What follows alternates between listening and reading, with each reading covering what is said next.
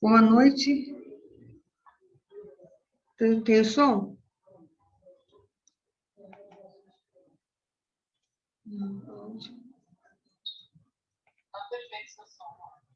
Tá? Pode ligar.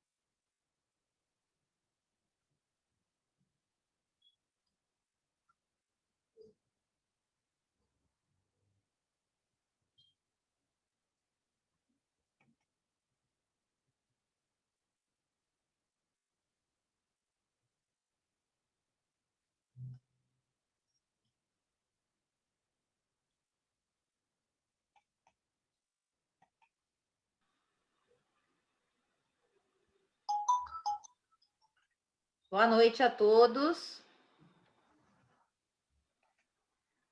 Vamos dar início aqui ao nosso evento de hoje, maravilhoso, com a nossa querida Patrícia. Quem quiser participar aqui, abrir o vídeo para a gente poder conversar. Boa Nossa noite. já está presente, nossa presidente, doutora Rosângela Novaes, vai fazer a abertura. Rosângela. Boa noite a todos, todas. Quero agradecer as presenças. Eu teve uma confusão aí, porque nós estamos mudando a nossa plataforma. Nós saímos de 100, porque não estava dando mais conta dos participantes, e fomos para uma plataforma de 500. E aí nos enrolamos no começo, mas vai dar tudo certo. Bom, agradecer o patrocínio, né, do ProOrdem, que ele que cedeu essa plataforma desde o início da pandemia. A gente tem feito todos os nossos eventos. E eu vou dar um aviso da comissão de estudos que nós temos aqui, que a doutora Fernanda Las Casas, que coordena. A próxima reunião é no dia 12 de maio, às 19 horas. O link da reunião pode ser obtido no nosso endereço do Telegram. Hoje, nós estamos fazendo 10 anos, comemorando 10 anos do reconhecimento da união afetiva como entidade familiar. Essa é uma data muito importante, que até vai ser comemorada amanhã com o evento da doutora Maria Berenice Dias. E essa questão, o BDFAN atuou ativamente, muito, através das comissões, também da OAB, foi uma atuação muito forte. Por isso, assim, eu estou querendo lembrar esse dia.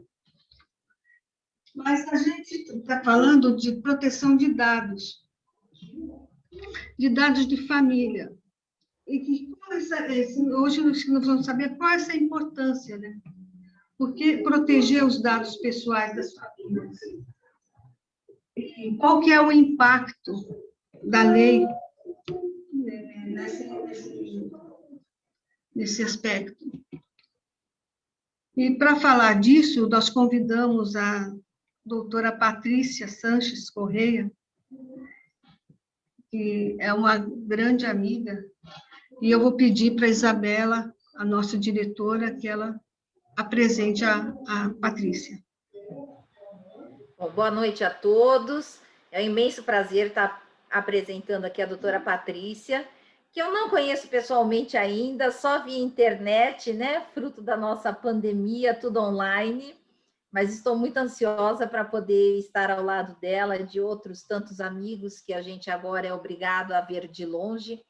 E a tecnologia aqui, mais uma vez, sendo nossa aliada, né? E trazendo uma grande evolução para nós aqui, principalmente essa questão dos dados que nós vamos discutir hoje.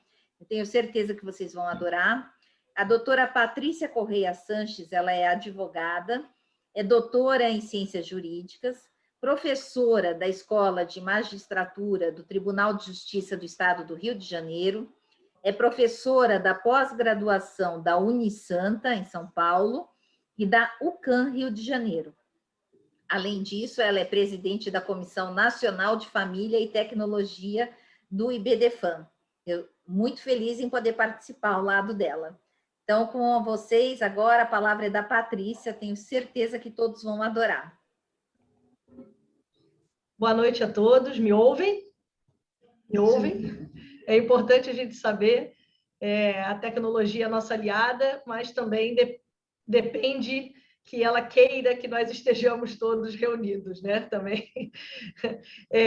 Quero agradecer muito o convite da Rosângela, que é uma amiga de muitos anos. Rosângela Novaes, sempre vários eventos, né, Rosângela, que nós já tivemos, sempre presencial pelo Brasil afora, e em breve nós voltaremos a essas atividades, que eu acho que é importante também, né, receber o abraço, receber o carinho, também é muito bom. Mas se não fosse a tecnologia, como estaríamos, né? Já diante de toda essa dificuldade, ainda seria muito mais difícil nesse momento. Então, eu quero agradecer ao IBDFAN, Regional de Santos, quero agradecer à ProOrdem por esse evento, que eu tenho certeza que já está sendo muito bom, porque pelo fato de estarmos aqui reunidos já é muito bom. E quero agradecer a minha amiga Isabela de Castro, que, na verdade, é uma amiga que, como ela mesma disse, fomos interligadas, literalmente, né? Já há mais de ano que temos essa amizade, não é, doutora Isabela? E pudemos, através da tecnologia, desenvolvermos esse nosso relacionamento de amizade e, enfim, com essa Comissão Nacional de Família e Tecnologia, né, da qual eu estou à frente, e que tenho as colegas Rosângela Novaes e Isabela de Castro, e provavelmente muitos outros que estão aqui nesta noite, eu também quero agradecer. Também estou vendo aqui a doutora Ana Lodi, que também sempre esteve com a gente aqui no Rio de Janeiro, nos nossos eventos. Agradecer aqui o privilégio de ter essa presença também. Bom, e vários outros aqui, são muitos, eu não consigo também enxergar todos. O doutor Flávio Ricarte também está aqui presente, também é membro da nossa Comissão Nacional de Família e Tecnologia. Eu queria agradecer a todos, muito obrigada, porque hoje a tecnologia faz com que eu possa estar aqui no Rio de Janeiro, e vocês em Santos e tantos outros lugares pelo Brasil. Então, é a nossa aliada. E aí vamos saber, em termos da tecnologia, de que maneira que a proteção de dados acaba por impactar o direito das famílias, que, em verdade, é um ramo muito importante do direito e que acaba se unindo a um outro ramo, que acaba surgindo, né, um outro nicho de mercado para a advocacia, que é a área da proteção de dados.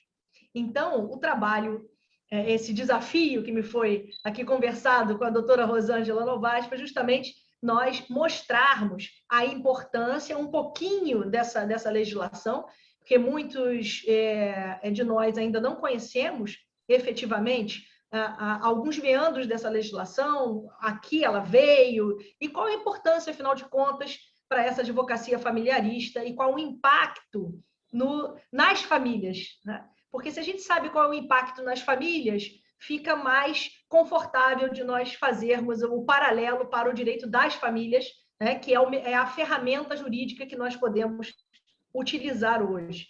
Então, eu fiz aqui alguns slidezinhos, tá, para nós conversarmos, e acho que fica mais fácil fazer as ilustrações que eu trouxe para vocês. Então, eu gostaria de pedir licença para mostrar aqui algumas anotações que eu gostaria de compartilhar com vocês. Deixa eu ver.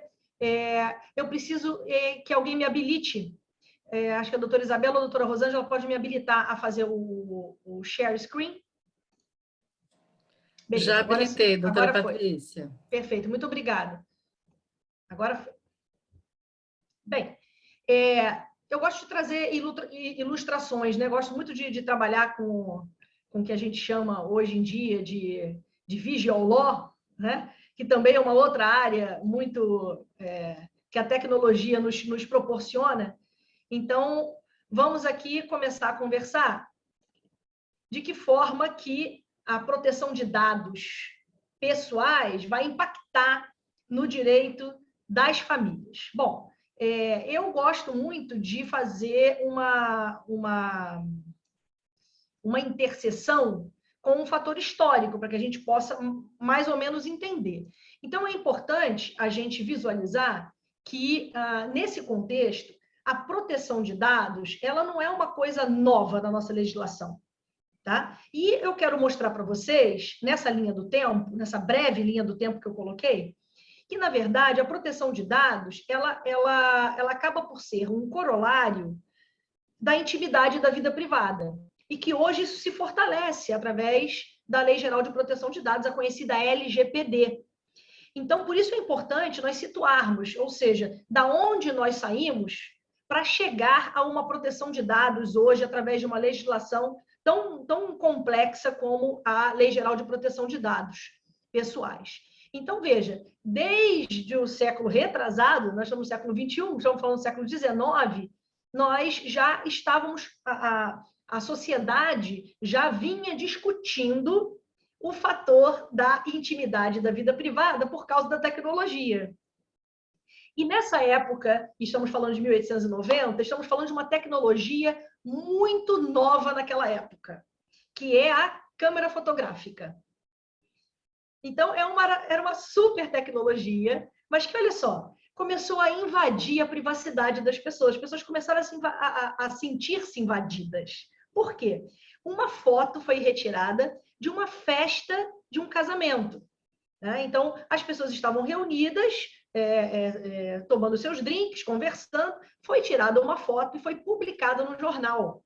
Essa foto, olha, teve esse evento e as pessoas estavam aqui. Nesse momento, começaram a se perguntar, poxa, será que isso não é uma invasão da minha privacidade? Eu estou aqui reunido numa seara privada e estão publicando a foto. Então, a partir daí, começou-se a discussão sobre a questão da intimidade, da vida privada, como um direito fundamental. E a gente lembra que os direitos individuais como direitos fundamentais, eles entram como direito fundamental, eles entram lá na terceira fase dos direitos fundamentais, né? Porque até a terceira fase, na primeira e na segunda fase, nós tínhamos a propriedade como um direito fundamental, né? E a liberdade, depois os direitos políticos de cidadania, numa segunda fase, e numa terceira fase é que veio a questão do indivíduo.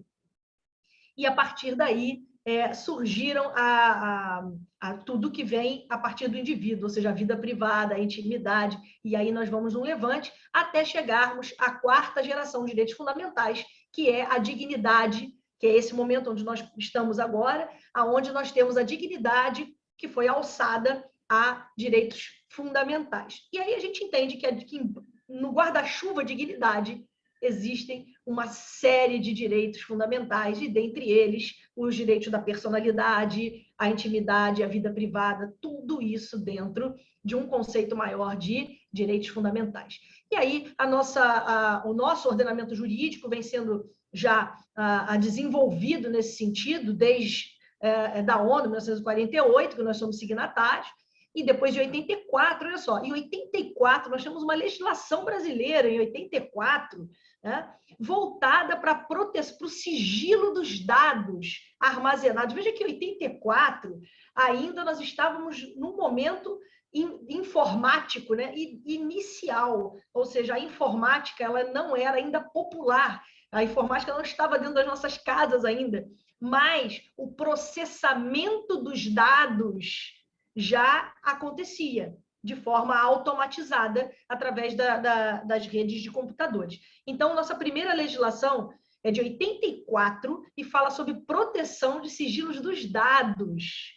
E veja só qual é o objetivo da lei. Olha, o interesse da privacidade das pessoas. Então, desde 84, nós já falávamos da proteção de dados e intimidade e vida privada. Certo?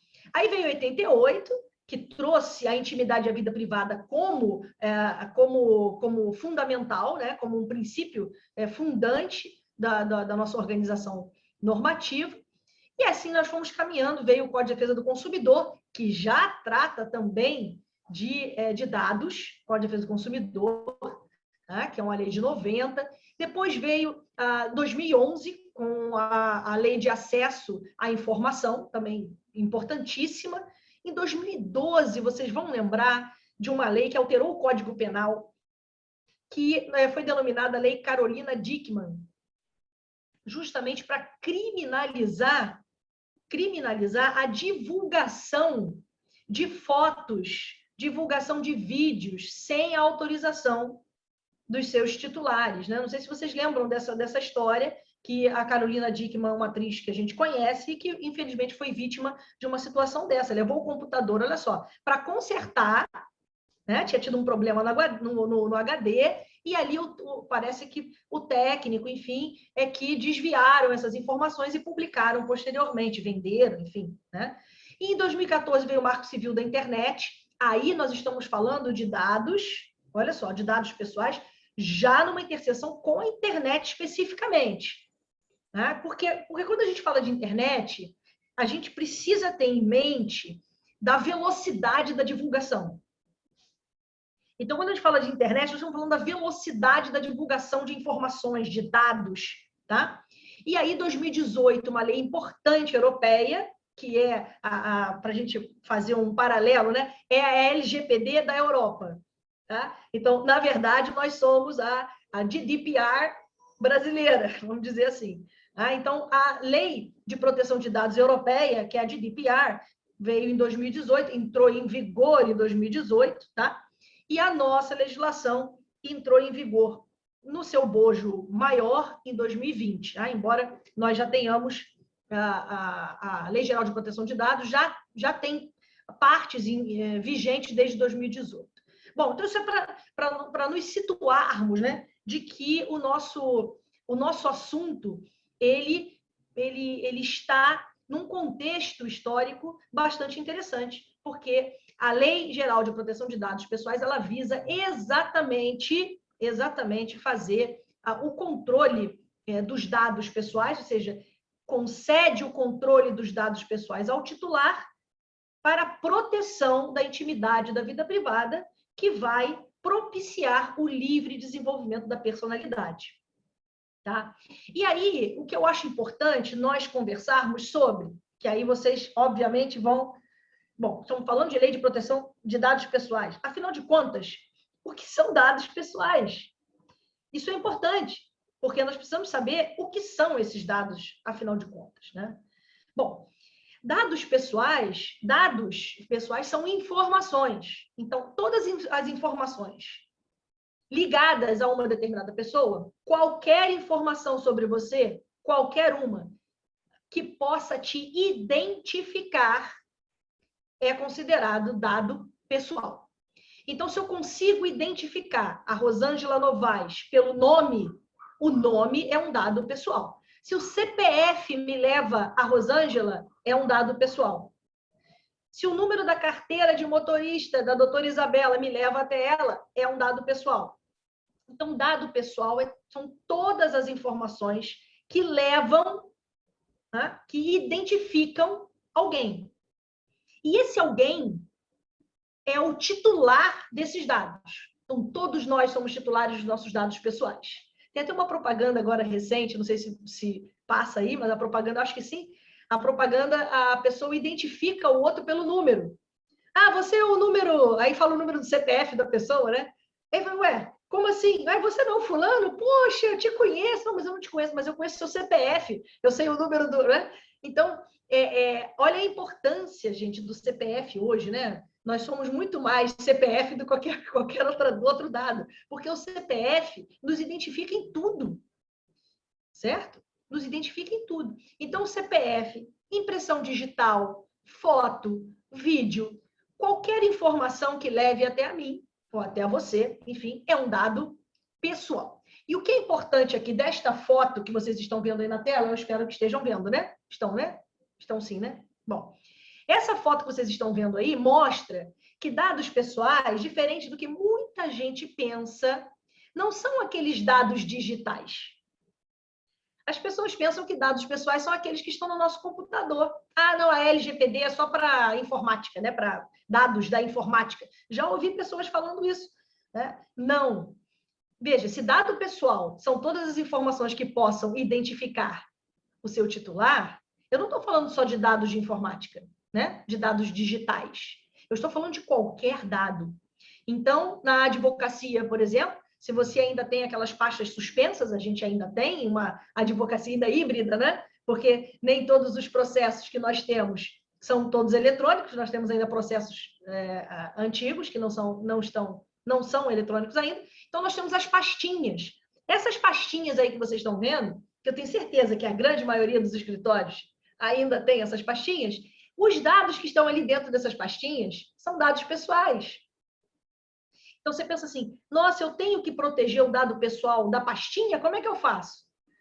Existem, obviamente, formas de você proteger o dado pessoal. A gente vai falar isso um pouquinho mais à frente, tá? Então, os dados que não são digitais, os dados analógicos, impressos, são dados pessoais, sim, também protegidos pela Lei Geral de Proteção de Dados Pessoais. Tudo bem? E aí eu mostrei para vocês que não existe só a LGPD que protege os dados, né? Nós temos o Marco Civil da Internet, nós temos o próprio Código de Defesa do Consumidor, tá? Então, outras legislações que eu mostrei também protegem os dados pessoais. E uma regra não revogou a outra, tá? Elas trabalham de forma conjunta, tudo bem? Então, para explicar a vocês também que o CPF, como eu disse, ele é um dado pessoal que entende-se por direto. Por quê?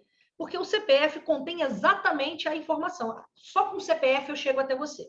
Isso é um dado direto, tá? Um dado pessoal direto. Agora, existem os dados indiretos. E a nossa teoria, a teoria que nós nos filiamos, é a teoria expansionista. Ou seja, qualquer dado seu, que mesmo que eu precise unir com outros dados, mas que me fazem chegar até você, são dados pessoais, tá? Ainda que indiretos. Então, por exemplo, se eu disser assim, advogados. Bom, advogados, a princípio, não me parece um dado pessoal, porque estão vários advogados, né? Advogadas do gênero feminino. Pronto, aí já tira 50%. Opa, já vamos a 50%. Advogadas do gênero feminino da seccional de Santos. Opa, já diminui mais ainda. Certo? Advogada do gênero feminino da seccional de Santos, que trabalha no escritório Rosângela Novaes. Quem será que é? É a Rosângela Novaes. Então, veja, eu precisei aqui de 4 informações para chegar até a Rosângela. A profissão, o gênero, a localização e a empresa ou local de trabalho. Cheguei na Rosângela. Claro que eu posso colocar aqui outras, né? Mas eu estou dando um exemplo de que 4 informações podem me fazer chegar até você. E que, para a teoria expansionista, todas essas informações são informações pessoais, são dados pessoais, tá? O que eu trago aqui para vocês também, dado anonimizado, olha só, não possui associação com a titularidade. Então, o que eu faço? É muito comum, por exemplo, fazermos uma pesquisa, digamos, né? Para quem faz doutorado, mestrado, faz pesquisa de campo, e aí as pessoas preenchem. Se a pessoa preenche a pesquisa de campo e de algum momento ela coloca algum dado pessoal dela, né? Para que depois você possa voltar digamos, um e-mail que ela coloque para que você possa retornar a ela depois com a pesquisa feita, a pesquisa pronta, que é muito comum.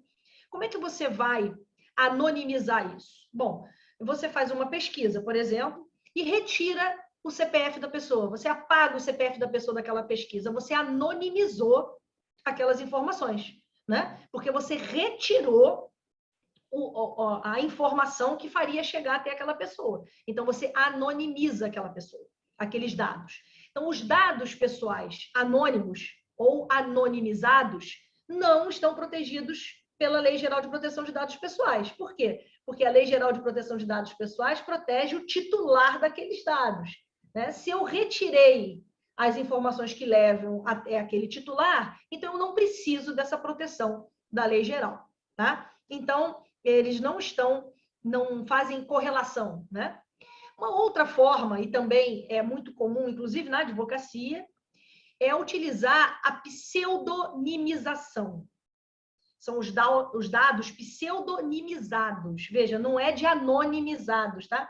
Vem de pseudônimo. Você, por exemplo, troca o nome do cliente por um número, por exemplo, né? Ou você coloca uma senha para que possa chegar até o nome daquele cliente. É muito comum, e aí até uma orientação que a gente faz nos escritórios de advocacia, né? Nesses cursos que eu tenho ministrado sobre proteção de dados para escritórios, enfim, a orientação que a gente faz é separar os dados, por exemplo, a que tem acesso estagiários, a que tem acesso secretárias e secretários dos escritórios, para separar, certo? Então, assim, qual é o dado que a minha secretária precisa ter acesso neste momento? Bom, ela precisa fazer uma procuração, então ela vai ter acesso à pasta que tem exclusivamente os dados pessoais e depois eu retiro essa pasta, esse acesso a essa pasta. Como é que eu faço isso? Eu boto uma senha, né? Depois que a minha secretária já usou, eu troco a senha, ou eu retiro a senha, retiro o acesso a essa pasta. Então, quando você faz um pseudonimizado, você guarda aquelas informações através de uma senha ou através de um código, aonde eu não consigo identificar o titular daqueles dados. Tá? Então, é um mecanismo, né, que se tem para proteger os dados pessoais dos clientes, por exemplo, do escritório de advocacia. Tá? Então, essas informações estão lá no artigo 5º da Lei Geral de Proteção de Dados Pessoais. Ok? Bom, aí vamos chegar num cerne muito importante em relação ao direito de família, o direito das famílias, tá? Que são os dados pessoais sensíveis. Aí sim, pela primeira vez nós temos uma legislação que fala especificamente de dados sensíveis e nos dá exemplos de dados sensíveis. Veja, esses exemplos é exemplo, tá? Exemplo. Então, tipos de dados sensíveis, né? Todas as informações de origem, raça, etnia, religião, opinião política, filiação à organização sindical, informação religiosa, filosófica ou política, dado referente à saúde, isso é muito importante, dados sobre a vida sexual, dados genéticos ou biométricos, tudo isso é considerado dados pessoais sensíveis. Eu gosto de dizer o seguinte, dados pessoais sensíveis, são todos dados pessoais, claro, mas a legislação, ela traz uma proteção a mais, uma camada a mais de proteção para os dados sensíveis. Doutora, como é que a gente vai identificar o que é dado, o que não é dado sensível, enfim? Eu costumo pensar assim, o dado sensível é aquele que vem da sociedade para o sujeito. Então, é o número do CPF, o dado que não é sensível, é o número do CPF, é o número, é o endereço, é o número da carteira de identidade, enfim. Então, é o dado que vem de fora para dentro do sujeito, né? Ele agrega ao sujeito. Os dados pessoais sensíveis vêm de dentro do sujeito para a sociedade. Então, é a identificação do sujeito para a sociedade. Veja só, é a origem dele, é a raça, é a etnia, é a opinião. Então, é algo que vem de dentro e se exterioriza através de informações. Tá? Então, esses dados que vêm de dentro, que fazem parte do âmago do sujeito, né? Do âmago da personalidade, da formação, são dados pessoais sensíveis. Tudo bem? E aí a gente pensa assim, por que é que eu preciso dar tanta proteção a dados pessoais, sejam sensíveis ou não sensíveis? Por que eu preciso dar tanta proteção? Bom, a internet está aí, estamos todos muito conectados atualmente, então nós já fazemos mais ou menos uma ideia da importância. Por quê? Porque nós passamos a ser algoritmos. Muito além de um CPF, nós somos algoritmos, que é um conjunto de informações sobre nós, que está em todos os lugares. Está na rede mundial da internet. Então, veja, informações que nem nós sabemos de nós mesmos, né? Vou dar um exemplo aqui. Quem tem Instagram? Um exemplo, né? Aí o pessoal vai levantar a mão. Bom, quem tem Instagram? Pode ser Facebook? Pode, mas eu vou dar o exemplo do Instagram. Quem tem Instagram, do nada, surge um produto para você, uma propaganda de um produto para você, que você nunca viu na vida, mas que imediatamente você percebeu que não podia viver sem aquilo. nossa, esse produto é maravilhoso. Você fica interessadíssima, clica e tudo para saber notícias daquilo, né? Por que isso acontece?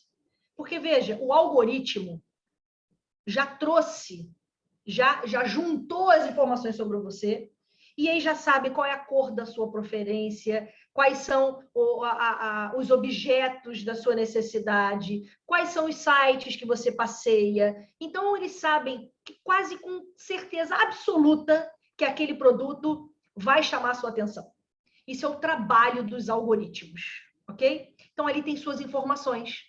Sabe, por exemplo, que você foi na farmácia e comprou vários produtos, sabe que você frequenta determinados clubes, sabe que você é associado ao IBDFAN, sabe tudo, porque está na internet. Então, pega um dado com outro, com outro, com outro. Opa, esse produto aqui é a cara da Patrícia Corrêa Sanches. E não é? Na hora que eu vejo aquilo, eu falo, meu Deus, como é que pode? Eu quero isso ontem. Eu quero isso ontem. Gente, até o tempo em que a gente olha determinada figura é computado. Sabia disso? O tempo, se você olha mais para uma figura do que para outra, opa, a Patrícia gosta mais desse tipo do que desse outro. Dessa cor do que dessa outra. E a todo tempo você vai passando por testes na internet. Tudo isso são dados sobre você. Né? São os seus algoritmos. Então, eu gosto de colocar esta imagem agora, porque é isso que acontece. Tá certo? Aonde você vai, aonde você clica, e aí tem aqueles cookiezinhos, né? Ah, para acessar uma notícia, você tem que dar OK. Você não vai acessar a notícia? Vai, você vai dar OK. Isso quer dizer que a rede mundial da internet naquele momento já sabe, ou seja, aquilo já fez um algoritmo ligado a você, que você gosta de acessar notícias daquele tipo. Que você acessa notícias de forma online. Quanto tempo você leva lendo aquela notícia? Estão captando mais ou menos isso? Então, veja, os dados viraram o verdadeiro petróleo. O custo, quanto custam os seus dados, certo? Quando você vai dar o seu CPF para receber um desconto numa farmácia ou num supermercado, você não está recebendo um desconto, você está vendendo a sua informação a troco no valor daquele desconto, porque aquilo vale dinheiro, o seu CPF vale dinheiro, as suas informações valem dinheiro. Ah, Patrícia, mas é o meu CPF que vale dinheiro? Não, é o cadastro que você fez. O supermercado Zona Sul, aqui, que é o que eu costumo fazer compras, sabe exatamente quais são meus hábitos alimentares. Sabe exatamente do que eu gosto e do que eu não gosto. Se eu comprei um produto e não comprei de novo, opa, a Patrícia não gostou dessa marca. Tudo está computado. Então, olha só, número de cartão de crédito, todas as informações, as fotos, senhas. E aí a gente diuturnamente tem ouvido sobre vazamento de dados, né? Vazamento de dados. E aí a empresa fala assim, ops, desculpa aí, foi mal, vazaram-se os dados. Espera aí, vazaram-se não, porque tem sujeito, tem sujeito essa frase, tá? Os dados não saíram sozinho, tá? De maneira que, com a LGPD, as empresas públicas ou privadas, ou qualquer atividade econômica, isso é importante, tá? Pode ser uma advocacia autônoma, por exemplo, tá? Então, as atividades econômicas, então, vou botar aqui, a empresa passa a ser responsável pelos danos que esses vazamentos causam a você. Mas como é que eu vou saber que esses dados foram causados, né? Como é que eu vou saber? Em verdade, nós temos também, podemos fazer a coligação com o Código de Defesa do Consumidor, já tem inúmeras ações aí coletivas movidas pelo Ministério Público em face de empresas que não investem na segurança dos dados dos seus clientes, tá? E vazam. Será que vazam? Será que vendem, né? Esse pacote de informações. Imagina quanto custa um pacote de informações desses, dos seus hábitos em farmácia, para o plano de saúde que você está contratando, hein? Será que vale bastante? É claro, se eu fosse uma empresa de plano de saúde, eu quero saber os hábitos da pessoa que está me contratando, né? Para eu ver quais são os riscos que eu tenho, tá? A mesma coisa quando você vai fazer um empréstimo bancário. É porque o gerente gostou de você? É porque você é simpática ao gerente? Não, porque toda a sua vida pregressa financeira chega até ele através das informações. Chega até a gerência através de informações sobre você. Da onde vieram essas informações? Aí, essa falta de controle das informações é que veio regular a Lei Geral de Proteção de Dados. Porque não são mais as empresas que vão livremente negociar os seus dados, transferir os seus dados de lá para cá, compartilhar informações sobre você, ganha dinheiro em cima dos seus dados. Não. Agora, você é o titular dos seus dados, como sempre foi, mas o controle passa a estar nas suas mãos. Essa é a importância da Lei Geral de Proteção de Dados Pessoais, tá? Para fazer com que nós saibamos exatamente quais são as informações que as empresas têm sobre nós. Nós temos o direito de pedir para apagar as informações, temos direito de ter acesso às informações, temos direito de dizer que não queremos que aquela empresa compartilhe dados. Então, a titularidade fica com o titular. E isso só é possível agora com a Lei Geral de Proteção de Dados Pessoais. Aí você começa a pensar, do ponto de vista do titular, poxa, maravilha, né? Então, agora eu posso dizer se eu quero que aquela empresa tenha meu dado ou não? Pode. Você pode mandar a empresa apagar os meus dados? Pode mandar. Você pode dizer, pode, tudo você pode. Agora, se você se coloca no lugar de quem faz a arrecadação dos dados, de quem controla os seus dados, se coloca agora na função profissional. Agora você é a advogada ou o advogado que precisa fazer tratamento de dados, precisa fazer uso dos dados dos seus clientes. Senão, como é que você vai trabalhar? Então, tem o viés da proteção para nós que somos titulares dos nossos dados. E tem o viés da responsabilidade da nossa advocacia. Ok? E aí, a importância, porque tem a ver com o direito de família. Olha, o direito de família é a área do direito que exatamente cuida, desenvolve, preza, né, a privacidade, a intimidade, os direitos da personalidade. É no direito de família que você tem o resguardo dos direitos da personalidade. E a Lei de Proteção de Dados, ela vem justamente para proteger a privacidade, a dignidade, a liberdade, o respeito, né, a não discriminação, né, o respeito, a igualdade. Para quê? Para que objetivo? Olha que coisa bonita. Para o livre desenvolvimento da personalidade. Porque as pessoas não podem ficar tendo acesso à sua vida sem que você diga o que você quer que as pessoas tenham acesso. Olha o direito à imagem aí. Não é verdade? Olha a sua paz. Olha a sua organização pessoal. Não é assim?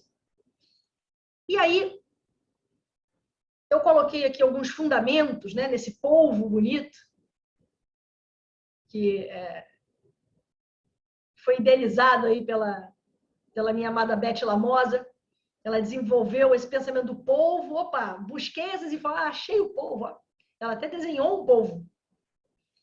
Então, olha só.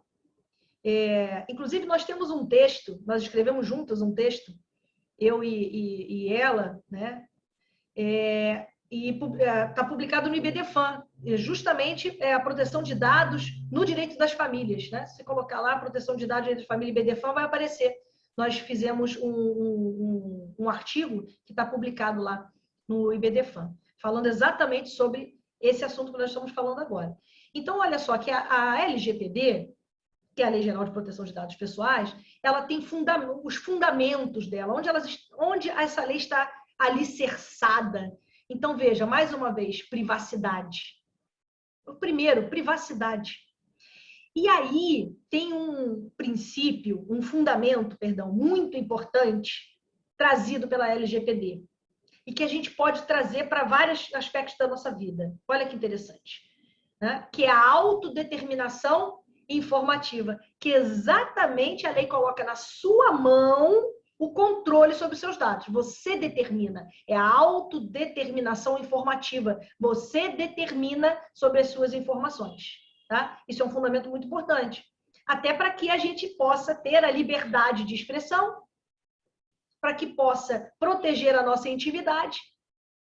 Protegendo a intimidade, temos o livre desenvolvimento da nossa personalidade, temos o livre desenvolvimento também das atividades econômicas à nossa volta, sem que nos atinjam. Certo? Aí tem a proteção do consumidor também, que já, inclusive, falava sobre dados. E o CDC também pune, junto com a LGPD, né? A LGPD com o Código de Defesa do Consumidor. Olha que união, né? Olha que união. E aí eu coloquei aqui, para a gente entender, só o artigo 1º, tá? Não vou fazer aqui uma coisa da legislação, porque não é o objetivo, né?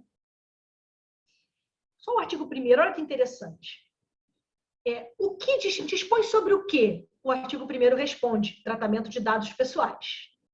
Olha, inclusive nos meios digitais, né? Que é o nosso primeiro quadrinho lá que a gente mostrou, que os dados analógicos, os impressos também são dados pessoais, né? Então, a lei dispõe sobre o quê? Tratamento de dados pessoais. Ok. Realizado por quem? Quem é que realiza o tratamento de dados pessoais, né? Pessoa natural ou pessoa jurídica de direito público ou privado. Tá? Mas aí mais à frente a gente vai ver que a pessoa natural no desenvolvimento da atividade econômica, tá? Então, se eu faço um tratamento de dados sem atividade econômica, sem fins econômicos, tá? Eu não estou aqui, não estou sob a égide da LGPD. Para quê, né? Para quê? Para proteger os direitos fundamentais de liberdade e de privacidade e o livre desenvolvimento da personalidade. De quem? Da pessoa natural. Então, veja que o artigo 1º, ele responde várias perguntas, né? Dispõe sobre o quê? Quem que está realizando aquilo, para quê e de quem. Olha que beleza. Aí você fala assim, olha só o que diz ali, ó. Tratamento de dados pessoais. Realizados por quem? Aí, tudo bem. Então, agora você já sabe o que são dados pessoais. Perfeito? Já sabemos que são dados pessoais, inclusive dados pessoais sensíveis. Já sabemos para que a lei existe. E a gente precisa saber agora quais as atividades que são considerados tratamento de dados. Para saber se na minha advocacia eu estou tratando dados. Perfeito? Ou até para identificar se a empresa, se determinada empresa está tratando dados pessoais meus, né? Tá? Vamos colocar agora no lugar do profissional ou da profissional. Será que eu faço o tratamento de dados dos meus clientes? Vamos responder agora? Olha só. Eu coloquei vários aí. São mais de 20 situações que a legislação coloca. Então, olha só. Coletar dados. Nós coletamos dados dos nossos clientes? Sim. Então, já fazemos tratamento de dados. Vou começar por aí. Certo? Produção de dados. A gente produz dados? Produz, porque nós pegamos as histórias, nós contamos, a gente produz dados. A gente classifica? Classifica. Olha, esses aqui para cá, esses para lá, colocamos numa pastinha, essa aqui na outra pastinha. A gente recepciona os dados? Sim. A gente tem acesso? Tem. Ai, meu Deus, a gente transmite. Transmite. Na hora que você coloca lá para o Tribunal de Justiça, não transmite, já transmite. Né? Você reproduz? Ai, meu Deus, reproduzo. Gente, eu faço eliminação também? Tem, também não tem? Aqueles arquivos que não prestam, o cliente às vezes manda uma pasta inteira para você, né, em zip. Você não consegue nem abrir aquilo direito. Você ali, não, isso aqui não serve, joga fora, joga fora, joga fora. Ou seja, eliminar também é proteção, também é tratamento de dados. Olha só. Armazenar, é só o que a gente faz, né? Armazenar, modificar, avaliar ou controlar, comunicar, transferir, difusão, extrair, enfim. Se um desses você já identifica, opa, então você faz tratamento de dados dos seus clientes. Eu estou vendo pessoas assim com cara de preocupada agora, assim, coloca até a mão assim no queixo, olha para baixo e falou comigo, né? Eu estou falando com todas nós, porque todos nós aqui, né, de certa forma, trabalhamos, se não quase todo mundo aqui trabalha na advocacia ou operando o direito de alguma forma, né? Enfim, pode ser funcionário do tribunal, pode ser estagiário, pode ser secretário de escritório de advocacia, todo mundo, né? Você fica pensando, caramba, mas obviamente que há diferença, né? Se a gente tem funcionário no nosso escritório, a responsabilidade não é do nosso funcionário. A gente sabe, né? A responsabilidade é nossa, ok? Se o nosso estagiário, estagiário, todos nós passamos por isso, tá, estagiários? Não precisam ficar chateados, porque todos nós fomos estagiários um dia e fizemos das nossas. Todo mundo tem história para contar, né? Mas o estagiário, olha só, transferiu a pasta errada, ou mandou um e-mail para a pessoa errada, com dados pessoais de clientes nossos. E aí? Responsabilidade nossa. Não é do estagiário, não é da secretária, tá? Isso é importante.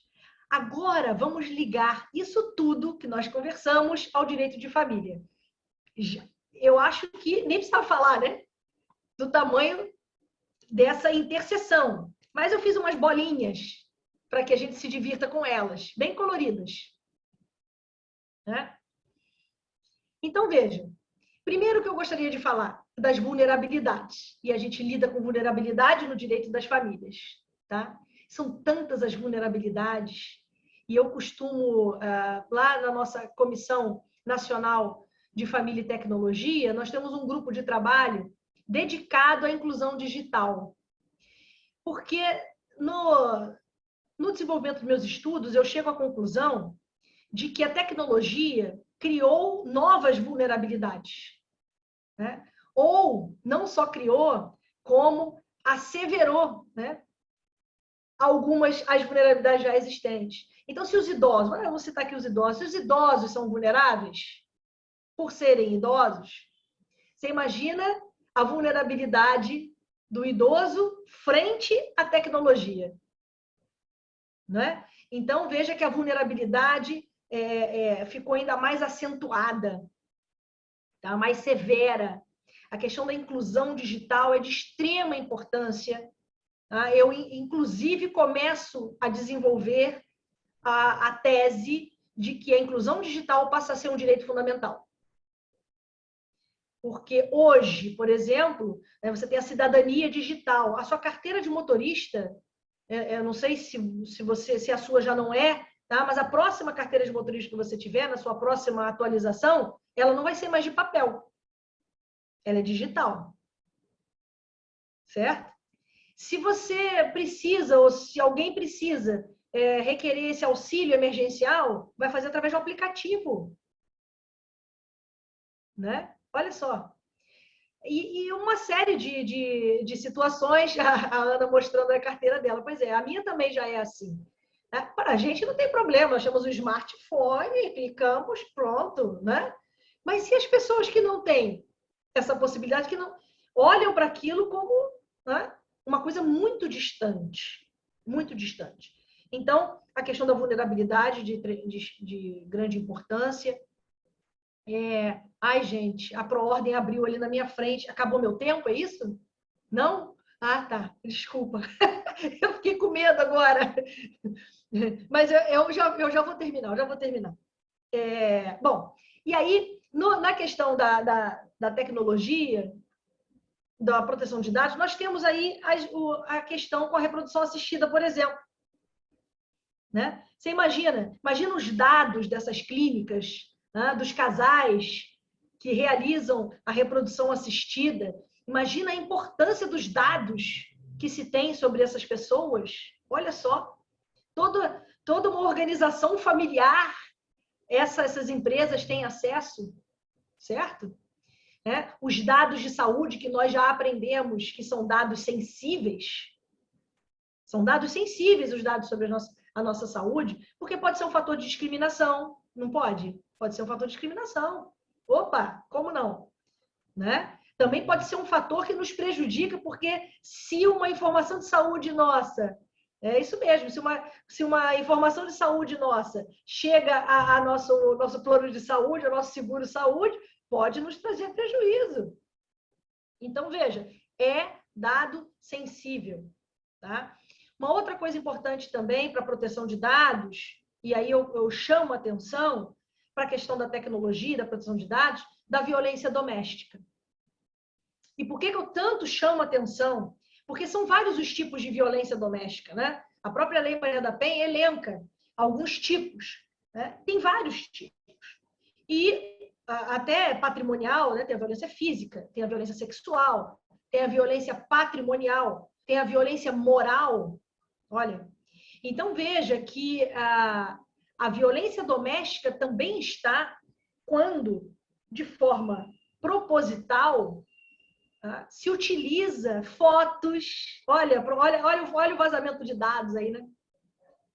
Fotos, vídeos, né, que foram produzidos num momento de extrema intimidade, imagina um casal, né? E que agora está numa situação de briga. Você imagina que uma situação dessa que acaba levando a uma violência doméstica com a exposição, né? Dessas informações. Pessoal, estou ouvindo daqui, eu não sei aí, mas agora 8 horas estão batendo palmas para o Paulo Gustavo, né? Às 8 horas. Então, vamos bater palmas para ele também. Não gosto de falar muito, porque eu já chorei tanto. Está sendo tão difícil. Então, palmas para ele, que nesse momento de tanta dificuldade, é uma pessoa que vai continuar fazendo, né? A gente a rir tanto e a se divertir no momento de tanto... Enfim, para nós aqui do Rio de Janeiro, para o Brasil inteiro, né? Mas é como se fosse um irmão da gente, sei lá, né? Uma pessoa que entra nas nossas casas, faz a gente sorrir, é uma pessoa que nos é agradável, né? Enfim, a vida continua para a gente e veja que... Difícil, né? Vamos lá. Em se tratando... Vamos lembrar aí que a violência doméstica também está nessas situações. E, inclusive, tem um texto meu que foi publicado agora essa semana, no IBDFAN também, falando sobre a questão da injúria, né? Quando se faz a divulgação pela internet de informações, né? De fotos, e aí a pena ela não vai ser aumentada em 1/3, ela agora vai ser aumentada em 3 vezes. Então, quem quiser saber um pouquinho mais sobre isso, coloca lá no IBDFAN, bota cybercrimes, IBDFAN, e acho que o primeiro vai justamente falando sobre isso, tá?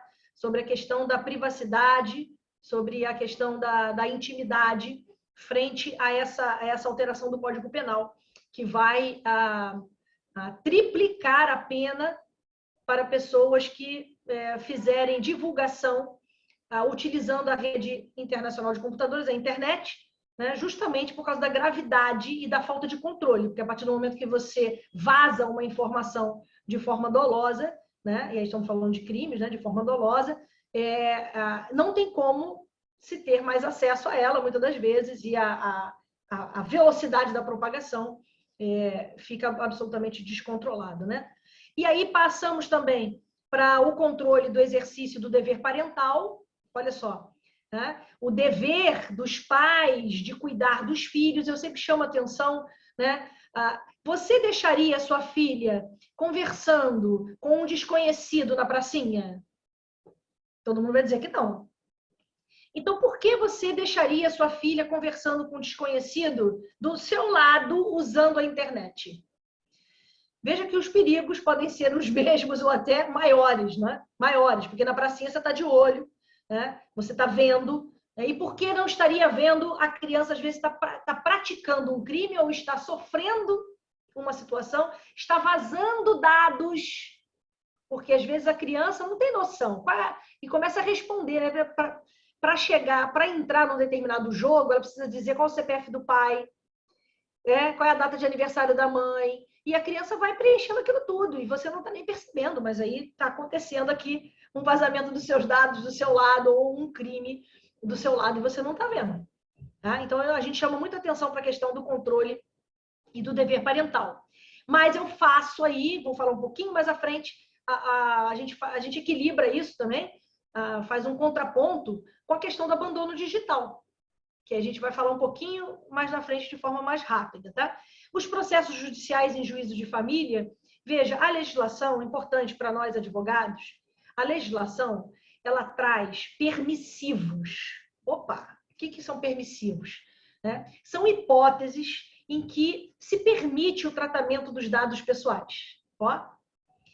Ter o consentimento é uma forma de permissão, certo? Mas diversas outras situações, daquelas mais de 20 ações que nós vimos ali como tratamento de dados, né? Você imagina você ter que obter uma autorização para todas aquelas informações que você tem ali do seu cliente, muitas das vezes torna-se impossível. Então, a defesa processual do seu cliente, ou em razão de um contrato que você assinou com o seu cliente, é um permissivo para que você faça tratamento de dados, ok? Mas veja, é um permissivo para fazer tratamento de dados exclusivamente limitado àquela atividade a que você se comprometeu, tá? Se vazou um dado, já era. Entendeu? Se um dado foi vazado do seu escritório, se uma informação foi vazada do seu escritório, já era. Ou se você inadvertidamente transferiu dados para uma outra empresa, que é muito comum, né? Qual empresa que a gente pode transferir dados do nosso cliente? Essas empresas que fazem controle processual, por exemplo. Ali a gente cadastra os clientes, né? Bota o nome, bota o endereço, faz o cadastro da pessoa, certo? Já saiu do seu escritório. Você já fez um tratamento de dados porque você compartilhou dados do seu cliente com uma outra empresa. Então, eu até coloco isso num videozinho, acho que está no IGTV, né? Do Instagram, que eu dou 3 passos para o escritório de advocacia. 3 passos, tá? Lá no meu Instagram. E um deles é justamente você verificar exatamente as cláusulas do contrato que o seu escritório, né, ou você, faz com essas empresas terceirizadas, entendeu? Também é muito importante. Porque se essa empresa vaza um dado que veio através de você, a responsabilidade é a mesma. Ok? E aí a gente já está chegando aí na prática da advocacia familiarista, que aí fizemos a volta, né? Justamente para mostrar, primeiro, os processos de família são os segredos de justiça. Por quê? Porque ali nós temos uma pá de informações de dados sensíveis. Tá? E isso vai impactar diretamente na advocacia familiarista. E aí, então, eu chamo uma atenção redobrada, porque não só são dados pessoais, como são dados pessoais sensíveis. Ok? E aí, já que estamos falando de chamar a atenção, rapidamente, não vou conseguir explicar cada um desses, tá? Mas são alguns os maiores riscos no uso da internet. O abuso, o cyberbullying, que é muito comum, inclusive, dos nossos adolescentes praticarem, e a gente lembra que a responsabilidade dos pais é dos pais, né? Se há algum dano que os seus filhos causarem, é responsabilidade dos pais. Tá? Então tem que tomar cuidado com o cyberbullying. Não só os filhos serem as vítimas do cyberbullying, tá? Até da política do cancelamento, acho que todo mundo já ouviu falar, né? Aquela fulaninha, eu não gosto dela, tira a fulaninha do grupo, não permite que ela troque mensagem, ou seja, alija, né? E para uma adolescente não participar de um grupo de WhatsApp, né? Não participar de uma rede social, isso realmente é uma condição muito grave para uma adolescente. Então, fiquemos de olho quanto a isso, tá? A exploração sexual, a exposição de conteúdos inadequados ou inapropriados para as crianças. A gente tem que ter um controle parental muito grande hoje, porque num clique, né? A gente coloca controle na televisão para a criança não acessar os canais adultos, né? Mas a internet está na mão dela. Então, a gente tem que tomar cuidado com isso, para que a criança acesse os canais próprios para a sua idade.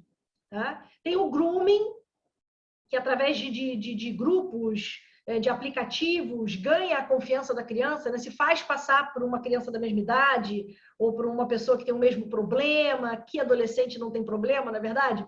Então, esse ganho de confiança também é uma prática que traz um risco muito grande, né? Publicação de informações privadas, sharing, que a gente tem chamado muita atenção, né, doutora Isabela? Nós já fizemos eventos na nossa comissão de família e tecnologia, chamando atenção para o sharing, sabe? Porque, gente, são nossos filhos, são nossos parentes, são nossas crianças, a gente quer mostrar, olha que lindo, olha que isso, olha que aquilo, mas será que isso não vai ter um impacto no futuro dessa criança? Né? Será que a criança vai gostar de ter tido essa exposição? Entendeu? Então, temos que tomar cuidado com isso. O rap slapping, infelizmente, é uma prática que está cada vez maior, que é uma forma de cyberbullying, mas é você humilhar a pessoa filmando isso e ganhar cliques com isso. Né? Você cria o bullying na hora, e inclusive tem aí uns pais, né, que tinham 7 milhões de seguidores fazendo isso, né? Num termo mais chulo, mas sacaneando a criança, a filha deles, o tempo todo. Sabe? Então, enfim, já estão aí respondendo, aí o Ministério Público foi em cima, quiseram cortar a conta, eu não gosto nem de falar nome para não fazer propaganda, né? Você não vai lá e vai dar clique também, ou entra, já faz, enfim. O sexting, que é a autoprodução e troca de imagens íntimas, também adolescente muito faz isso, tá? Ainda mais nesses dias no momento em que os hormônios estão aflorando nos nossos adolescentes, eles estão presos dentro de casa, né? Então, enfim, e a extorsão através da internet em razão dessas fotos e desses vídeos que foram vazados, que a gente chama de sex extortion. Bom, isso tudo, eu estou chamando a atenção, sempre falando de criança, né? Mas nós também, na verdade, nós somos crianças, a gente tem que tomar cuidado com a gente também, né? Mas como que nós vamos prover o cuidado para as crianças e adolescentes, ou prover o próprio cuidado, ou prover o cuidado de pessoas idosas que estão à nossa volta, se nós não conhecemos a realidade da internet? Se nós não temos acesso às informações. Muitas das vezes as crianças sabem mais do que a gente. Então eu chamo a atenção para a inclusão digital. Porque existe nesse momento um choque de gerações. A nossa geração, que é uma geração híbrida, né? Porque nós nascemos num mundo analógico e nos tornamos tecnológicos, certo? E existe o choque da geração que já nasceu tecnológica, que é a geração dos adolescentes, que eles chamam dos millennials, né? De todos que nasceram a partir de 95 ou de 2000 para cá, que aí já teriam 21 anos de idade, né? Que nasceu de 2000 para cá, já nasceram absolutamente dentro da internet. Acho que nem Orkut conheceram, né? Teletrim, então, se você contar, vão cair na gargalhada. O que é isso, né? Você imagina. Enfim, então há um choque de gerações que a gente precisa estar atento a esse choque de gerações, tá? Então, não é porque, eu não sei, ele sabe, eu não sei. Mas, peraí, vamos precisar saber. Eu preciso saber com quem meu filho está conversando, né? Qual é essa pracinha que meu filho tanto frequenta? Ou seja, qual é esse aplicativo que tanto ele entra? Né? Qual é esse jogo? O que acontece nesse jogo? Então, existem várias atividades, até sites especializados em criar rotinas até divertidas para a inclusão dos pais nessa realidade digital dos filhos. Tá? Existem brincadeiras, jogos que as crianças que nós acabamos sendo incluídos, ou seja, tendo conhecimento daquilo através de uma forma mais lúdica, né? Sem afrontar a intimidade do adolescente ou a vida privada que o adolescente tem. Certo? Então, essa necessidade que nós temos de controle parental precisa estar par e par, né, com o grau de inclusão digital. Então, se a gente precisa aumentar o nosso controle parental, a gente precisa aumentar a inclusão digital. Então, nós não podemos fazer políticas positivas falando para fazer o controle parental, né, instruindo a fazer controle parental, se nós não desenvolvermos políticas inclusivas digital. Então, vai ser impossível. E olha que nós estamos aqui, olha só, IBDFAN, OAB, estamos aqui nas nossas casas, a gente tem que lembrar que o Brasil não é Santos e Rio de Janeiro. Tá? Aliás, a realidade dentro dos nossos subúrbios já é bem diferente. Então, nós precisamos atentar para isso. A gente precisa atentar que, às vezes, o único acesso à internet que uma família inteira tem é através de um aparelho celular de um adolescente ou de uma criança. Sabe? Então, a gente tem que ficar muito atento para isso.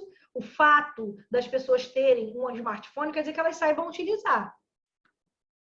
Tá? Aliás, muito pelo contrário, muitas das vezes. E aí eu chamo a atenção hoje de que os aplicativos e as plataformas já estão preparadas para um controle parental, ou a grande maioria delas, né? Então, eu trouxe aqui o controle parental do Windows, tá? Você vai lá na central de seguranças do Windows e você tem como fazer o controle dos pais, você tem como criar um perfil específico para que o seu filho ou sua filha possa acessar, e você vai dizer quais os sites, você vai dizer quais são os aplicativos que podem ser acessados através dali, e até o tempo, tá? E a Lei Geral de Proteção de Dados Pessoais, ela não está cega a isso, a essa questão das crianças, tá? Tanto que ela desenvolveu, trouxe lá no artigo 14 da LGPD, que é um outro grupo de trabalho que nós temos especificamente lá na nossa Comissão Nacional de Família e Tecnologia, nós temos um grupo de trabalho desenvolvendo só essa temática, tá? Que é o desenvolvimento do artigo 14 da LGPD. Por quê? Porque a LGPD só traz um artigo falando da proteção de crianças e adolescentes. Tudo bem que esse artigo tem vários parágrafos, é certo, mas é um artigo.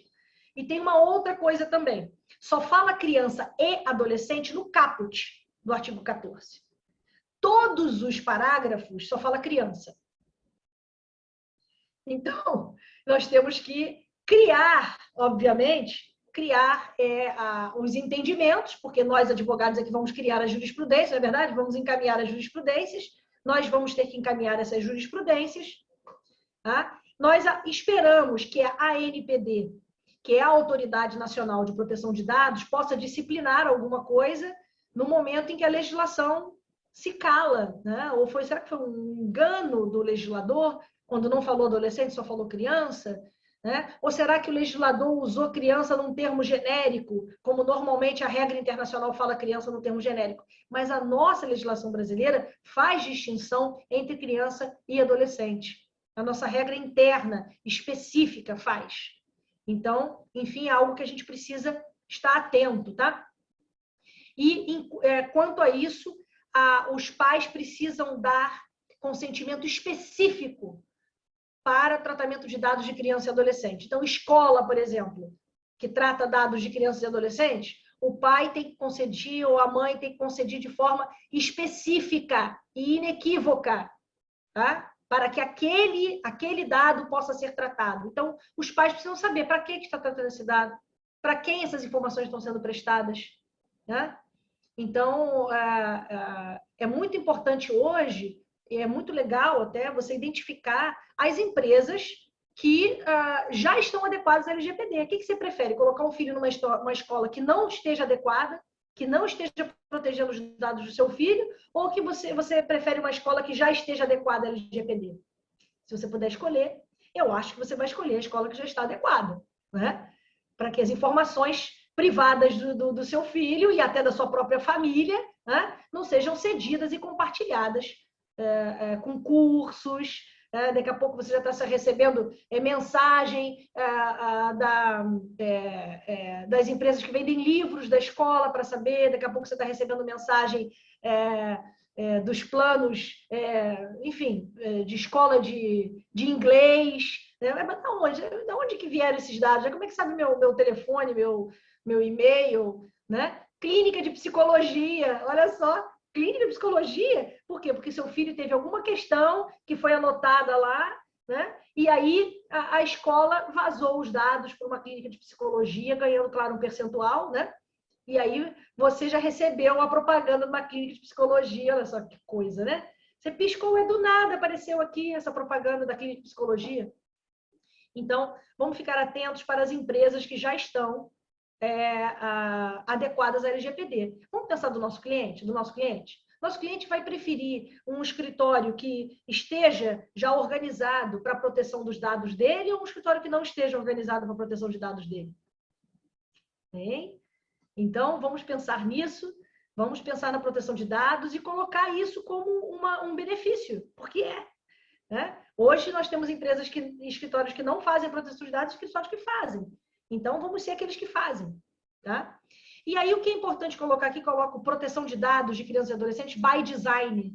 Né? O que significa isso? Para que as plataformas que têm como público a criança e adolescente, né, já tem que desenvolver a proteção de dados dessas crianças, tá? Com uma linguagem adequada a essas crianças, desde o seu desenho principal, né? Desde o seu projeto, entende? Que a gente chama de proteção by design. Bom, enfim, então aqui para dizer que a LGPD, ela repete, né, a preocupação do Estatuto da Criança e do Adolescente na proteção, né, que ela fala que vai ser os dados, o tratamento de dados de crianças e adolescentes será realizado no seu melhor interesse, que é o princípio do melhor interesse do incapaz, né, ou da criança e adolescente, que nós temos aí como um princípio que precisa ser efetivo, né, no nosso ordenamento jurídico. Não adianta a legislação, não adianta o ECA, que é de 1990, não adianta o ECA dizer que é o princípio do melhor interesse da criança e do adolescente, não adianta a gente escrever isso, né, se não há a efetividade desse princípio. E isso em tudo. Então, logo o artigo 14, né, logo de cara já coloca que o tratamento de dados deve ser voltado para o melhor interesse da criança e do adolescente. Enfim, era mais ou menos isso, muita coisa, já nem sei quanto tempo, 1 hora que eu estou falando aqui sem parar, eu acho que eu já estou cansando vocês.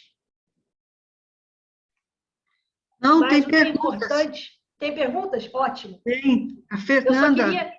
Eu vou responder as perguntas, eu só gostaria de fazer um convite, né? Vou terminar aqui fazendo um convite a vocês. Esses assuntos e muitos outros, né, ligando a família e a tecnologia, nós vamos apresentar o IBDFAN Nacional, né, através da Comissão Nacional de Família e Tecnologia do IBDFAN, está com o nosso primeiro Congresso de Família e Tecnologia, que vai acontecer no dia 28 de maio de 2021, agora, 28 de maio, tá? É totalmente online, as inscrições estão abertas, já tem 1 semana de inscrição aberta, já está, graças a Deus, sucesso absoluto. Então, inscrevam-se logo para não perder essa oportunidade.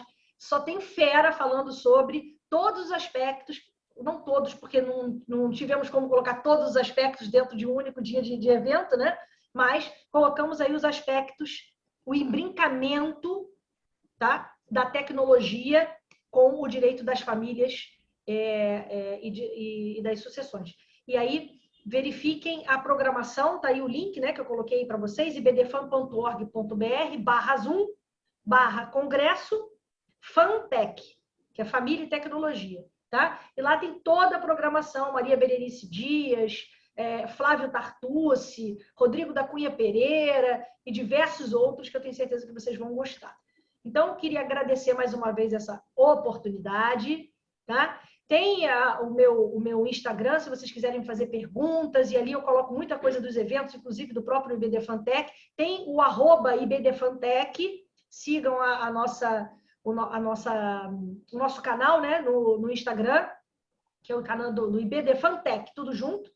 Tá? E nós temos todos os nossos eventos do IBDFantech já estão disponíveis no canal do YouTube. Tá? Lá no YouTube você bota IBDFantech também, tudo junto.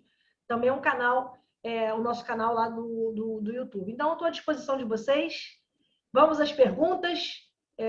Enfim, muito obrigada. Obrigada, Rosângela. Obrigada. Imagina, eu que te agradeço. IBDFan, a ProOrdem. Obrigada, Isabela. Obrigada, Ana, pela presença. Muito obrigada. Gostaria, em primeiro lugar, de parabenizar, como sempre, muito clara, muito direta. Só tem aqui elogios para você no chat, muitos elogios realmente, falando da sua explanação. Parabéns aqui, Patrícia. Mais uma vez, você sempre excelente, muito didática. Tenho certeza que todos aproveitaram muito. Arrasou. E eu queria falar, além da nossa carteira de trânsito, agora nós também temos a carteirinha da OAB digital, né? Não sei se todo mundo já baixou também o aplicativo, que eu também já achei muito prático. Então, olha a Ana já mostrando que ela também baixou, né? Então, agora a gente já tem carteirinha digital de trânsito, carteirinha digital da OAB e muitos outros documentos que a gente já acessa no nosso smartphone, né? Muito legal isso. Fernanda. Oi, boa noite. Boa noite, doutora Patrícia. Eu estou aqui com o nome para ordem, mas eu sou a Fernanda Las Casas, que entrei agora, essa semana passada, na sua comissão. Tive o prazer aí Fernanda, de ter acesso que prazer, que prazer. Muito bom, que legal. Prazer é meu. E eu sou muito curiosa no direito digital, né? Logo que começaram as legislações fora do país e essas questões, eu sempre fui uma curiosa, né? Eu estudo mais direito de família, mas eu gosto muito dessa área porque quem não está no digital? Todos estamos aqui agora com a pandemia, nos demos conta, mas sempre estivemos, né? Mas a gente não tinha essa noção real, né, das coisas. E aí, eu vim da sua fala aqui, e muitas das suas preocupações são preocupações que eu sempre pensei sobre isso, né? E eu fico feliz que tem essa comissão aí nacional de tecnologia do BDFAN para tratar com seriedade, porque eu não vejo outros locais que se preocupem com as crianças e com as adolescentes, e com as pessoas em geral. E aí, para abreviar um pouco a minha fala, eu me lembro quando eu estava vendo isso, mais ou menos, a gente está em 2021, em 2019, com essa pandemia, parece que o ano passado não aconteceu, né? Então, em 2019, eu cheguei a ver fora do país algumas ações, acho que na Itália, de pais que ficavam postando reiteradas vezes vídeos, né? Expondo a criança, a situação vexatória. E quando aquela criança já atingiu a adolescência, ela entrou com ação pedindo para excluir aquele conteúdo. Mas a gente tem um problema, né? Aqui no nosso não é só no nosso país, na internet, é que nada sai da internet. Esse é o primeiro ponto. E aí os pais foram obrigados ali a pagar uma indenização. Então, a minha pergunta se resume ao seguinte: no Brasil ainda não temos esse tipo de ação, né? Acho que o brasileiro ainda está engatinhando muito nos seus direitos na era digital. Você vê esse tipo de ação como algo benéfico? Porque eu entendo que o artigo 14 da Lei Geral de Proteção de Dados, ele é muito raso. Ele fala que os pais, né, ou os responsáveis darão um atendimento, mas ele não descreve como vai ser isso. Então, qualquer criança que entre num site ou que dê o seu consentimento em nome do pai. Como que a gente vai pegar isso, né? Então, essa é uma preocupação que a gente tem, que o legislador colocou a lei, mas eu não sei se precisa de uma legislação complementar. Como que a gente pode fazer realmente valer esse consentimento, né? Que prevê aí no artigo 14. Era essa uma ótima pergunta. Bom, prazer, a gente, veja só, é um mundo virtual, um mundo digital, né? A gente já se conhece pelo WhatsApp, né? Ela faz parte da Comissão Nacional de Família e Tecnologia, um grande prazer agora vê-la aqui, muito feliz com essas interseções. Bom, vamos lá. Quando a gente fala de LGPD, nós estamos falando da proteção dos dados dessa criança, desse adolescente, tá? Por uma atividade econômica. Ok? Muito bem.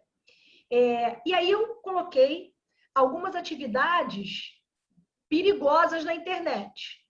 E aí uma das atividades é esse caso que você me trouxe da família italiana, que é o sharing. O sharing, esses termos são americanos, né? Enfim, vem da língua inglesa, né? Desenvolvido no exterior. E então share e você usa o share, que é compartilhar, né? Com a parentalidade, tá? Então fica o sharing. Então é você compartilhar as fotos, compartilhar vídeos das suas crianças, dos seus familiares, né? Então, avô, avó faz muito isso, pai, mãe, enfim. Muitas das vezes, imagina para o adolescente ver aquelas fotos de criança nua. Gente do céu! Todos nós tivemos uma foto assim, não é? Só que a nossa foto fica dentro do Tenho uma filha álbumzinho que fica adolescente. guardado. Fernanda, você tem. Então, veja, as nossas fotos, todo mundo tem uma foto tomando banho na banheirinha. Todos nós temos. Só que essa foto fica lá naquele álbumzinho que está amarelado, guardado em algum lugar que a gente nem sabe onde está. As nossas crianças, Fernanda, crescem e as fotos estão lá no Facebook. E adolescente não é fácil, né? Adolescente sacaneia o outro, faz bullying o tempo todo, parece um passatempo deles. Então chega um momento que a criança não aguenta, né? Eu não quero isso, eu não quero minha foto ali. Então você tira minha foto dali. Aí vem a segunda fase da sua pergunta. O que nós podemos fazer em termos de Brasil quanto a isso? Tá? Bom, nesse caso a gente não usa LGPD, mas a gente pode usar o Marco Civil da Internet, certo? Qualquer situação que traga fatores de discriminação ou fatores que causam vexame, né? Qualquer situação dessa se pode requerer que uma determinada plataforma retire a informação, tá? Mas aí você tem que fazer o uso do Marco Civil da Internet, ok? Alegando o prejuízo ao desenvolvimento da personalidade, porque o Marco Civil da Internet também protege esses mesmos fatores, entende? Isso é uma situação. Agora, dano moral nas relações familiares. Terceira, olha, a sua pergunta ela foi interessante, porque ó, terceiro aspecto da sua pergunta é o dano moral nas relações familiares, que já é uma realidade aqui no nosso Brasil, já tem diversas jurisprudências. Diversas, inclusive, eu dou na Emerge tem uma cadeira chamada Danos Morais de Relações Familiares, a qual eu ministro aula nessa cadeira, né? Então são diversas as hipóteses e situações de danos morais nas relações familiares, entende? Então essa que você está me dizendo pode ser mais uma. Sim, peraí, um pai e uma mãe que acabaram com a minha reputação, me trouxeram prejuízo, mas veja, não é todo dano que é indenizável, né? Não é todo dano que é indenizável. As relações familiares geram danos, mas existem os danos que são inerentes às relações familiares e aqueles danos que efetivamente causam resultados que vão atingir a personalidade. Quando esses resultados atingem de uma forma realmente danosa, aí cabe sim. Aí eu costumo dizer o seguinte, os alunos perguntam, poxa, doutora, mas como é que... lá é a escola de magistratura, né? Eles ficam preocupados assim, tá, e eu como juiz, como é que eu faço? Como é que eu vou medir isso? Tá? Eu sempre uso a régua da razoabilidade. Certo? Então, usa a régua da razoabilidade. Porque, juridicamente falando, tudo aquilo que excede o direito, tá? Tudo aquilo que excede é ilícito. Tá? Nem sempre ilegal, né? Mas é ilícito. Então, o que exceder já é punível. O que exceder a razoabilidade é punível. Então, essa sua pergunta, eu responderia. Usa o Marco Civil da Internet, verifica se a hipótese é cabível, tá? E pode gerar dano moral nas relações familiares? Pode. Tudo que extrapolar a razoabilidade. E veja, tudo muito ligado ao caso concreto, né? Porque às vezes uma situação que passa comigo não me atinge em nada, mas talvez passe para outra pessoa, aquela pessoa ela é atingida. Por isso que a gente tem que tomar muito cuidado das nossas crianças, porque elas vão ser adultos e adolescentes que a gente não sabe como vai ser. E é muito interessante, né? Essa do Marco Civil da Internet, eu vou até dar uma revisada nisso, gostei muito aí dessa colocação, doutora Patrícia, porque um tempo atrás eu estava estudando um pouquinho sobre direito ao esquecimento, que hoje a gente, né, foi retirado, né, de forma absurda aqui, né, essa possibilidade. E eu cheguei a ver o caso de uma criança, não sei se você ouviu falar, eu posso compartilhar o link aqui do YouTube, Nissim Orfali, que era um caso de um menino judeu que foi fazer o bar mitzvah dele, numa época que o YouTube era usado como ele foi feito no início, como uma rede social para troca de vídeos, e foi compartilhado de modo privado para familiares, como um convite da festa. E eles fizeram um vídeo muito engraçadinho, só que esse vídeo acabou sendo retirado, baixou da rede, e alguém salvou, e depois que esse menino cresceu, ele pediu para ser retirado esse vídeo do YouTube. Só que é aquela coisa, né? Não dá para você tirar a coisa da internet. Depois que você tira, volta para a internet com outra numeração e aí você não consegue. Ele entrou com ação no Tribunal de Justiça de São Paulo, chegou a entrar contra o YouTube, e o YouTube falou, não dá, não consigo, assim como o Facebook, o WhatsApp também não consegue retirar. Você acredita que estamos vivendo um momento de uma intimidade renunciada? Porque todas as redes sociais, nós assinamos os termos de uso e lá está dizendo que tudo que você postar é deles, não é? Isso a gente não costuma ler. Você acredita que a gente está vivendo esse momento? Então, que a gente renuncia a algo que é irrenunciável, né? Que é um direito da personalidade? Fernanda, a gente sempre abre mão de um direito fundamental, historicamente falando, tá? A todo tempo. Por quê? Só que tem momentos que a gente chama de... A gente vai sopesar, né, os princípios. Né? O que naquele momento vai ser mais importante. Então, por exemplo, né, alguns anos atrás, foi a questão de se colocar câmeras de segurança. Né? Antes não tinha câmera sei lá onde, né? Depois passou a ter câmera de segurança no portão, na rua, depois na calçada, aí na garagem, dentro do elevador, depois no corredor, depois na porta da sua casa. E você ainda botou câmera dentro da sua casa. Entendeu? Mas o que está dentro da sua casa, vamos ainda colocar no fator privado. Mas aquela que vai até dentro da porta da sua casa, veja, há mais tempo atrás, a gente diria, não, peraí, você está invadindo minha privacidade. Só que chegou um momento que a gente precisou abrir mão dessa privacidade em razão da segurança. Então, ou seja, não é que tenha diminuído a sua privacidade, é que a sua sensação de privacidade mudou. Tá? Em prol da segurança. Então, você abriu mão de um direito fundamental para outro, naquele momento. Às vezes, não que você tenha negado a sua privacidade, não é isso, mas é que aquela privacidade ali, você negociou.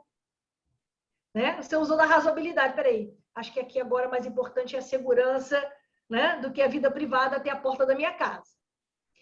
Aí vem a internet e entra dentro da sua casa. Opa, peraí. Aí agora, com o vídeo, né? Eu coloco o vídeo, coloco isso, coloco aquilo. Né? E aí você me pergunta, será que já mudou essa intimidade? Eu acho que é mais uma das concessões. Por que a gente aceita esses termos de uso, né?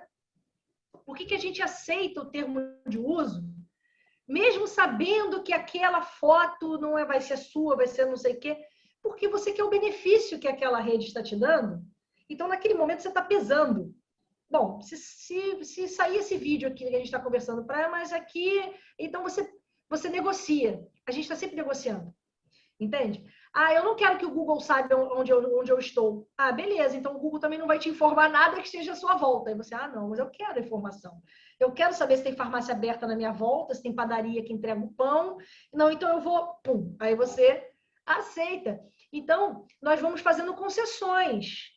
Não é que acabe a intimidade ou a vida privada, mas a gente vai fazendo concessões.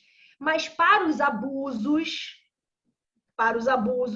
existe a legislação, existe a Lei Geral de Proteção de Dados, que pode ser aplicada, existe o Marco Civil da Internet, que pode ser aplicado. Né? Agora, a LGPD, ela, como todas as legislações, né, a sociedade vai evoluindo e as legislações precisam evoluindo junto. Né? Então, assim, eu acho que nenhuma legislação é um texto acabado. Entende? Acho que sempre é cabível as alterações legislativas, né?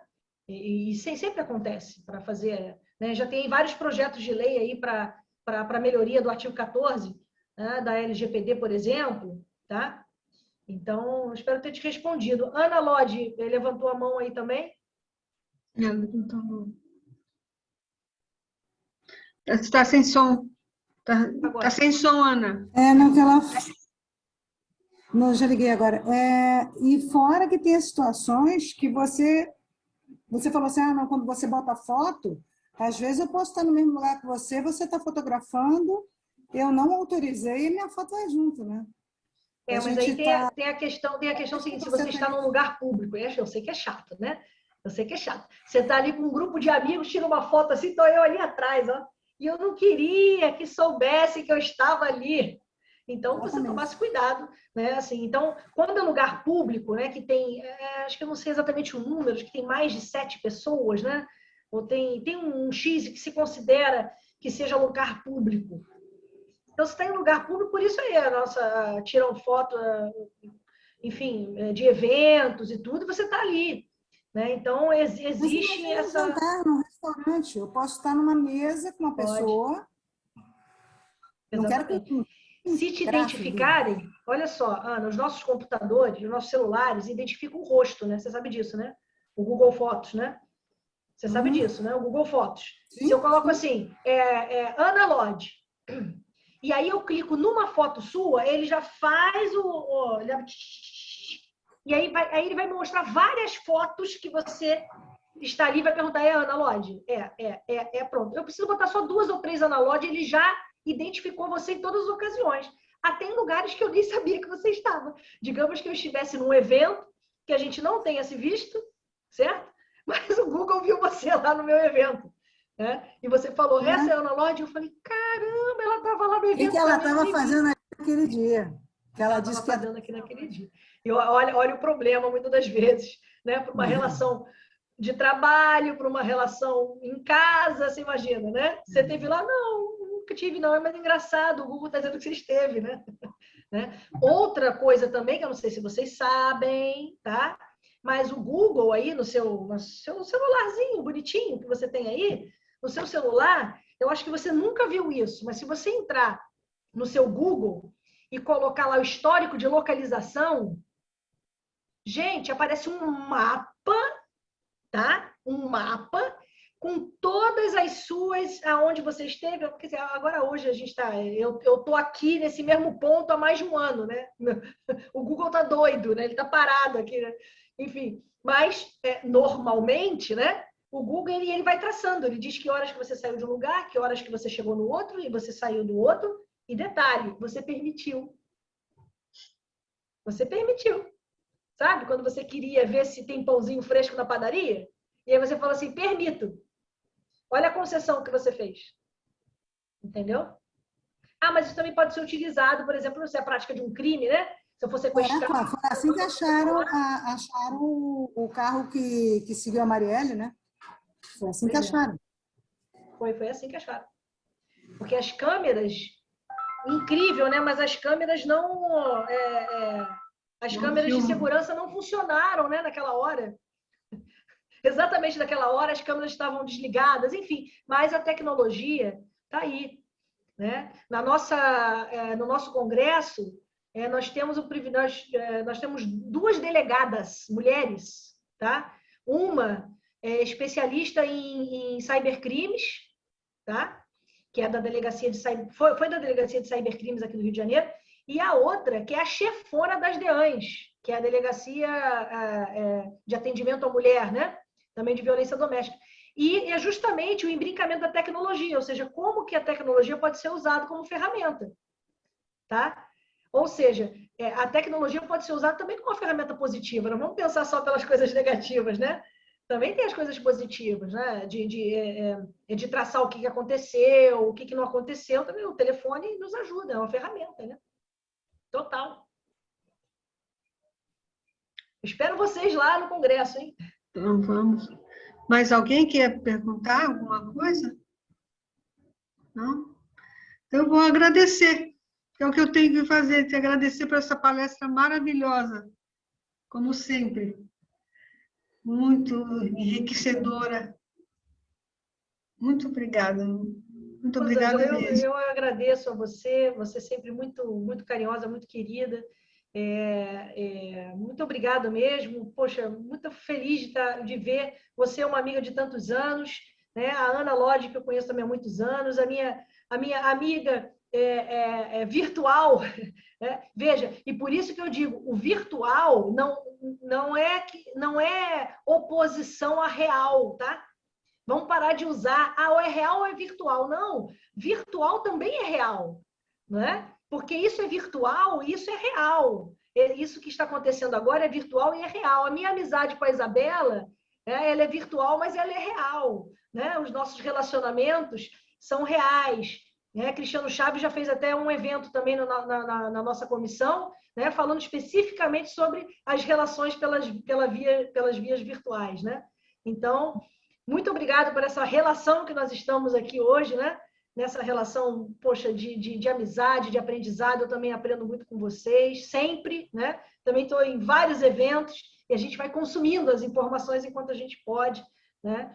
Para, enfim, vamos nos apoiando, né? Nesses momentos de dificuldade, mas nós já estamos vencendo. Vamos lá, vamos que vamos. Muito obrigada. Ibedefran de Santos, muito obrigada para a Ordem. A Fernanda, muito obrigada.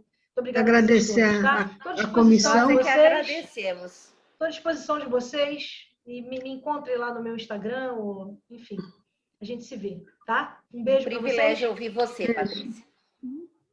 Obrigada.